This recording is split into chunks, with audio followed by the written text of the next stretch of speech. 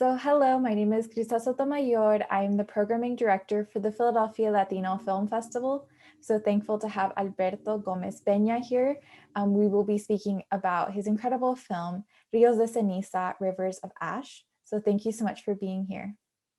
Thank you for having me. Great. And so this will be a world premiere. So how do you feel about showing your film at the Latino Film Festival? We're really excited. I've been working this film for about 10 years. It's a lot of time, a lot of dedication, and we're really happy to finally end the movie and show it to you guys. Great. So I wanted to start off my questions with asking you, what was your inspiration behind the film? In 2011, I was doing a master's degree in Spain, and in the university where I was studying, I used to see the walkers that go to Santiago de Compostela, which is like a famous path, like spiritual path that starts in the border of France, between France and Spain, and goes all the way to the coast, the Atlantic coast of Spain. It's a long walk, like a month. It takes a month to finish the walk. And in the University of Navarra, where I was studying a degree in script writing, actually, I used to see these people walking, and I was like really shocked to see these persons starting a really long walk. And I always like to walk. Before that, I had walks in the mountains of Colombia for days, and it's also spiritual for me. There is a phrase in Latin by Santo Tomás de Aquino, which is like a solvitor ambulando, which means that it's solved by walking. And I believe that a lot of things can be solved just by walking. And so I was inspired by all these walkers who, I guess, some of them were trying to just figure out their lives just by walking and trying to solve their problems by walking. And actually, I end up doing the Santiago Compostela path too. And then I began to write Rivers of Ash, which is basically about a walker who, while he walks, thinks about his past, and it's kind of a penance too. It's like Dante Alighieri, Divina Comedia. I don't know the translation in English. I don't know if it's exactly the same, but yeah, it's close to that too. Yeah, so in the film, there are many spiritual elements. Could you talk a little bit about how you came about deciding on those elements? Elements, yeah, like water, like fire, like water ashes. and fire being like the two most poignant elements in the film. Yeah. Water is an element of continuity, and I basically think that we're just like rivers of people that end actually like in ashes. we all end in ashes or close to that. So, and this movie is about a family that actually like heritage a past of problems, and the analogy is quite difficult to even say in Spanish, which is my native language, but those symbols have to be with the Christianity too, with our belief that we all turn into ashes. That this is like a Christian thing, and the water is just what transport us to this universe, yeah? Because it's also like magic realism a little bit. So yeah, so water is the kind of thing that transports us to this magical world where the protagonist starts walking. Yeah, and something else I noticed in the film was the connection between animals. Like Esteban, often there were cuts between him and then an animal watching him. There was also moments with fish as well. So could you talk a little bit about that animalistic connection? Yeah, they are farmers, but they do cattle, this family, and there's always this mm, similarity between human beings and cattle. And it's about I mean the use of cattle or cows is a hard thing to consider for the kid in the movie, because he wonders how can we take care so much of an animal to after kill the animal. And this is a kind of metaphor with like human beings too. We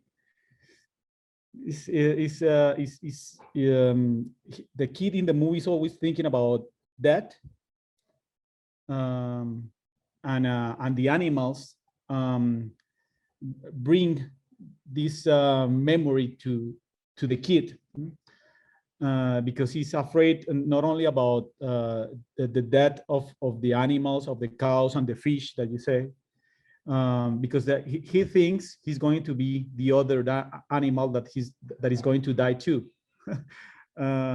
Because if you like see the movie, usually when we see this comparación, this what's the word?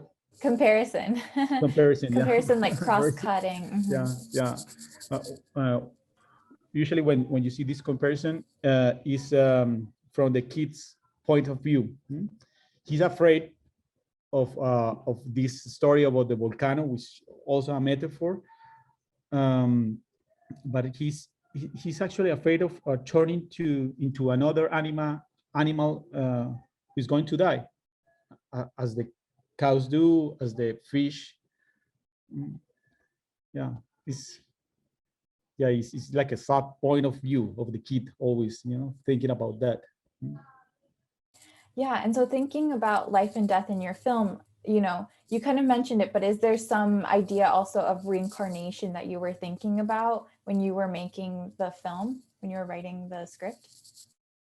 Yes, I think, when the movie ends, some people don't know if the kid is alive or dead. This is like a big question. And I think it's okay. But I believe that in order for some things to start better, a lot of things have to end. And that's what the movie talks about too, because this is a family with a lot of problems, and some problems are difficult to fix, and the only way, sadly, that these problems go away is when the people just stop living and leave the others, like a clean path. Yeah, and so I was wondering if you could talk a little bit about how you came about creating Esteban as a character, as a person in your film. Esteban is the person I would never want to be. It's actually, when I was writing the character, I had a hard time because it's difficult to feel empathy with him, because he doesn't make an effort. He doesn't try. He's all the things that a professor of writing or of script writing will tell you not to do. But I think a lot of people are like Esteban. I mean, in some times of my life, I think I have been like Esteban, afraid of the power. In this case, Esteban is afraid of his dad. He's afraid of going away and try to make a life of his own. But some people are afraid of their bosses. Some people are afraid of their husbands or their wives, and they just keep living this way. I mean, it's not only Esteban. So I just wanted to this character to be like this, afraid, and with no this arc of transformation. No, some people just live like that all their life. And the hope is that if they have children, the children do it differently. And so do you think Juan is going to do things differently, or what do you think? I hope so. I hope Juan has a better life. Of course, yeah, there is hope, but it's not. But I don't think there is a fake hope, because life is difficult, and I think movies, even though some of them are like they have kind of fantasy, or they use a fantasy theme like Rivers of Ash. I think movies should be close to the reality of people. Yeah, so I wanted to ask you, what challenges did you face as a filmmaker making this film and even writing the script as well? So many difficulties. I only pay attention to one advice that I received when I was studying the master's, and it was a professor that said to me, just write with the heart, with your heart. And this is such a cliche, but I just believed in that, and I wrote all the time with my heart. So I didn't pay attention to the rules, to the turning points, and all these things, the beats, because I just wanted to be close to poetry, I guess. I wanted to create an experience, and I'm happy now that I have taken risk, because it's good in your opera prima to do what comes from the heart, and I think I'll do it again this way. My second future film is more conservative.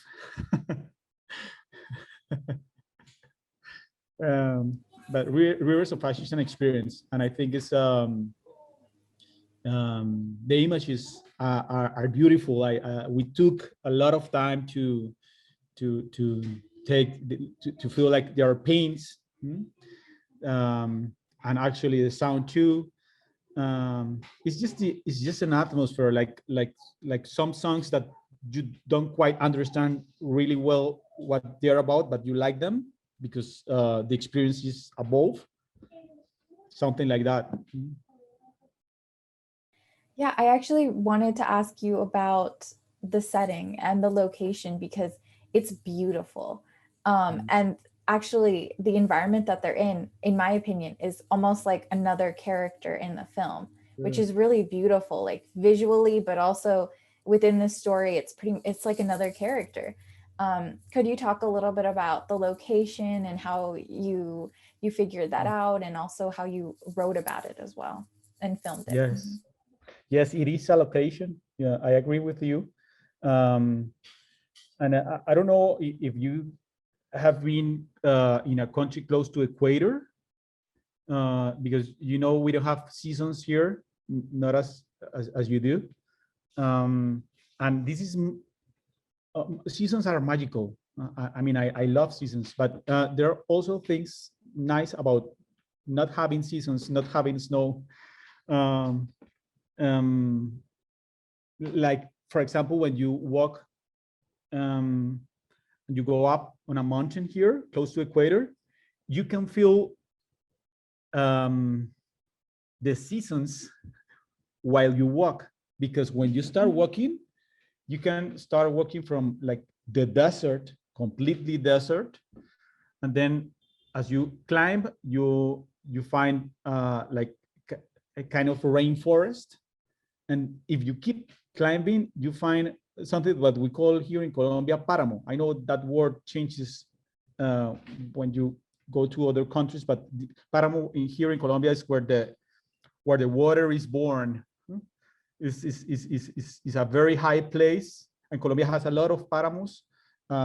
You know that we have the Andes, the turning like 3 chain of mountains here in Colombia. We have a lot of mountains and a lot of high mountains, and that experience is magical.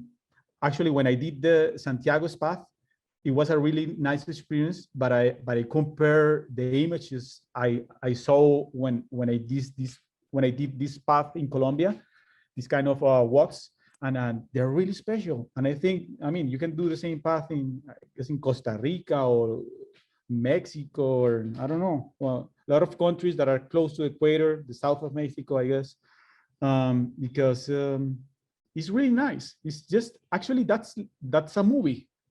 Only to go to climb a mountain here is like a movie, because you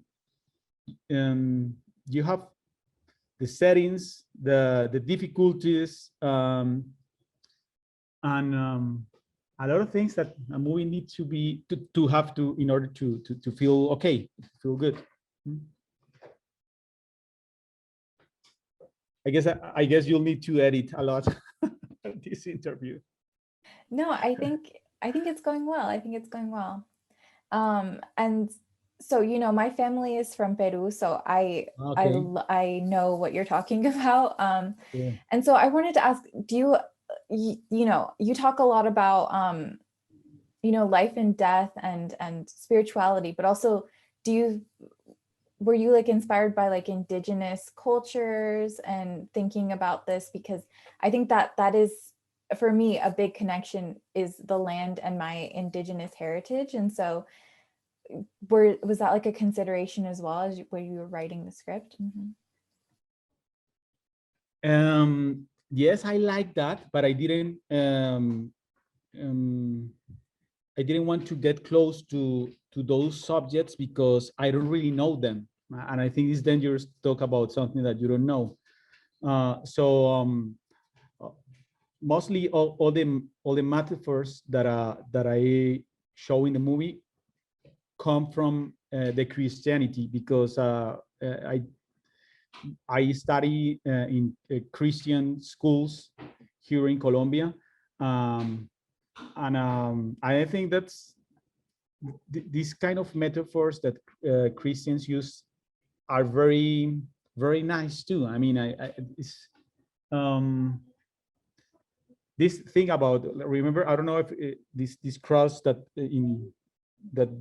they put you in the forehead with ash. This is very strange. If you are not Christian or you are not part of this religion, it feels very weird. And when I was a kid, that shocked me a lot. And what they say to you when they're putting the cross, that you're going to turn into ashes. So it's mostly related to that, to the Christianity. And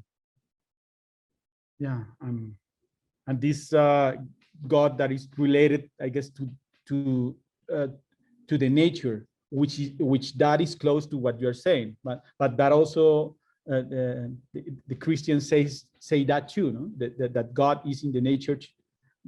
So yeah, in that part, I guess there is something that gets close to the idea of Indians or indigenous people think about nature, that the God is in nature. Because in the movie I try to to express there is something above, no? That there is a kind of God. That is my intention. But you don't see that God in a cross. It's just there. Yeah, and so, you know, this is your first film, your first feature film. And so I wanted to ask, what advice do you have for other people that are also making their first feature film? Another cliche phrase, but don't give up. Because usually people who start first feature film and give up. I have a lot of friends. I'm 40 years old. It's almost a miracle that I still work in this, actually this kind of countries that is just to make films is like a Quixote thing to do. It's crazy. Yeah, it's just keep doing it until you end, because actually the first goal is to end the movie. And when you see the movie, I guess it's good to see that some things that you always wanted to do are there. And that happens to me. I'm really happy with the movie itself. I mean, it's what I wanted. I guess it's clear that whoever person who did that movie put heart into the movie, because it's just different. I think it has a character. And I like that. So yeah, the advice is just don't give up, keep walking, keep trying. Yeah, I think your film is really rare in that it is different, and it's like meditative in a way that I haven't really seen narrative films be meditative. I've seen that a lot in documentary, but to see a narrative film that is meditative, that really questions a lot about religion, that has all of these different elements of spirituality, I think is really rare and quite amazing. I'm kind of thinking now about even like Holy Mountain, but with like Alejandro Jodorowsky, is like, it's making me really think about that film a lot. And so I don't know if you want to speak to that, but. Sure. When I was in Navarra, actually I was in a small city called Pamplona in the north of Spain. And I remember it was winter, and I went to the movies. There was a Melancholy of Lars von Trier. I don't know if you've seen that movie, but seeing that movie here in Colombia with a sunny day is different than to see that movie in winter time, because it's a really sad movie, but it's beautiful. And some sensations of that movie I try to imitate actually in Rivers of Ash, because I really fell in love with Melancholy of Lars von Trier. Actually, there is an image where this you see Maria naked in El Páramo, and this is really close to what I saw von Trier did in Melancholy, and it's not about understanding what this means. It's just to feel this person in that part of the movie is just it's beautiful. It's art. It's above. That's why poetry exists, because some things cannot explain very easy. And I think when movies do that, it's nice. It's actually closer to what you actually think about some things that are difficult to express. And the way Melancholy ends, for some time when I was writing the script, Rivers of Ash ended kind of that way, but a kind of hope came back to me, and I changed it. And it's good that I changed it, because I actually have hope that things could be better, and it's good to feel like that too. Yeah, you keep mentioning like poetry and making this film, and so I wanted to ask, like, what are the elements that you were like very intentional about in making this feel so much like poetry, like the cinematography and even the imagery and things like that?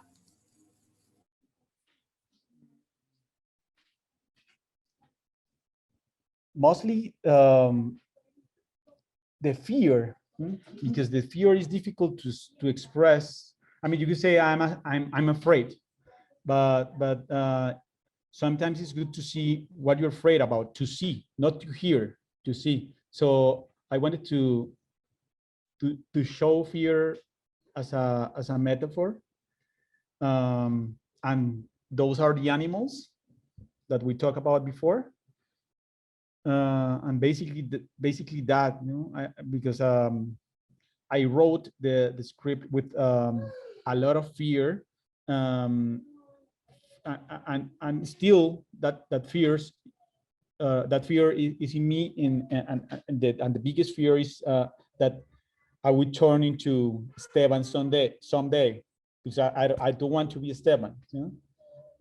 Sometimes you write a character that reflects some part of you, but in this case, I'm trying to make sure that I don't turn into this this character that is governed by fear, which is terrible. So what do you hope that audiences get out of your film and watching your film? What do you hope that they learn or that they come away with? That they still have a chance for not to turn into a guy like Esteban. That if they are in some kind of situation similar, that quit that job, or separate from that person, or leave that country, whatever, but it's good to make the decisions.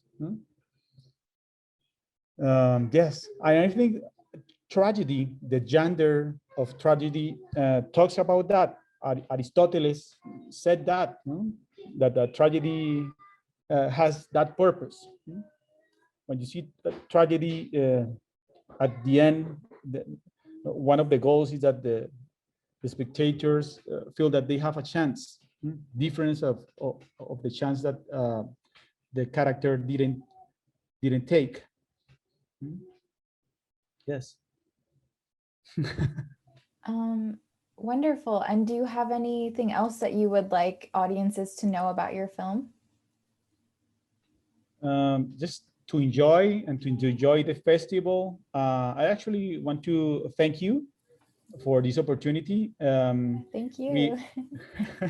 We are a lot of people here in Colombia who are really excited for the chance you're giving us, and you're making happy a lot of people here too. We're excited.